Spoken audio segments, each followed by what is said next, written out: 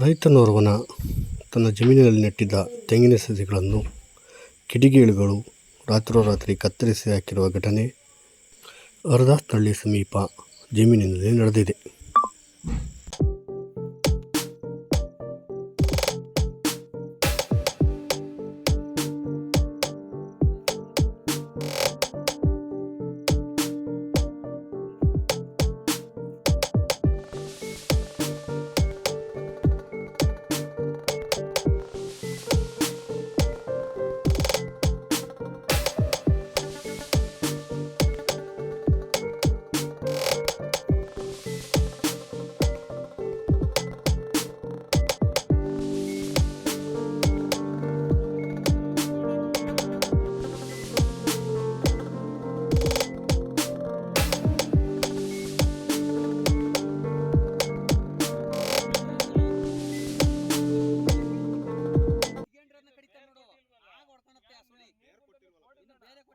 ಮೋಹನ್ ಕುಮಾರ್ ಅಂತ ನಾವಿದು ನೀವೇ ಜಮೀನು ಓನರ್ ನಾವೇ ನರಸಮ್ಮ ಮೊಮ್ಮಗ.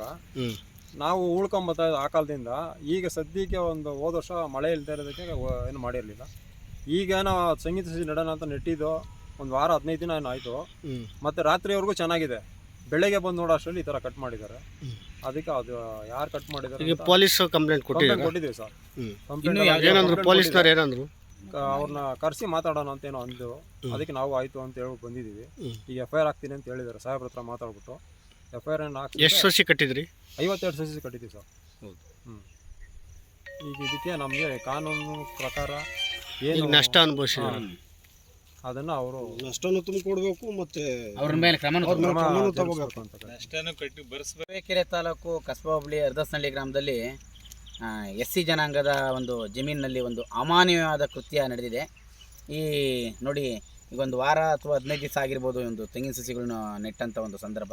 ಮೋಹನ್ ಕುಮಾರ್ ಅಂತ ಅವ್ರ ಸರ್ವೆ ನಂಬರ್ 69ರಲ್ಲಿ 2 ಎಕರೆ ಜಮೀನು ಅವ್ರದ್ದು ಅವ್ರದ್ದು ಅಜ್ಜಿಗೆ ಮಂಜೂರಾಗಿತ್ತು. ಈಗ ಪಾಣಿನೂ ಸಹ ಇದೆ. ಪಾಣಿ ಇದ್ದು ಅವರು ಜೀವನೋಪಾಯಕ್ಕಾಗಿ ಬೇರೆ ಕಡೆ ವಲಸೆ ಇದ್ದಾರೆ, ಇಲ್ಲ ಅಂತ ಹೇಳಿಲ್ಲ. ಆದರೆ ಇಲ್ಲಿ ಈಗ ಸುಸಿ ಕಟ್ಬಿಟ್ಟು ಏನೋ ಜೀವನ ಮಾಡ್ಕೊಳ್ಳೋಣ ಅಂತ ಬಂದಂಥ ಸಂದರ್ಭದಲ್ಲಿ ಅವಿವೇಕಗಳು ಈ ಒಂದು ಕೃತ್ಯವನ್ನು ಈ 52 ಸಸಿ ಹಾಕಿದ್ರು. ಅದನ್ನು ಬುಡು ಸಮೇತ ಕತ್ತರಿಸಿ ಹಾಕಿದ್ದಾರೆ.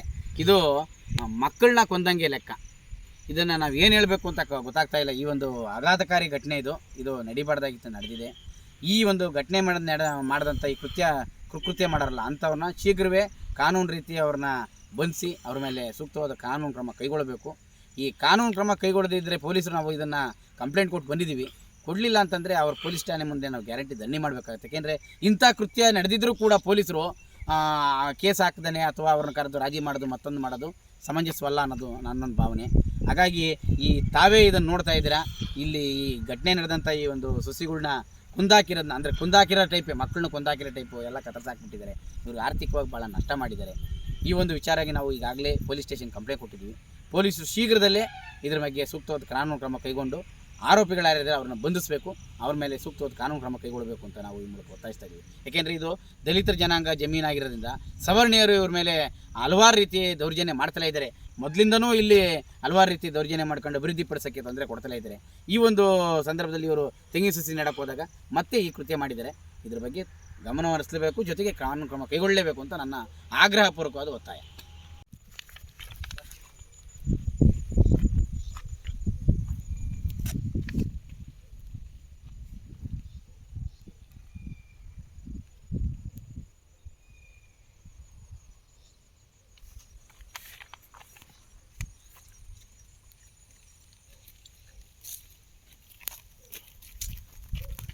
ನೆಟ್ಟೆಲ್ಲ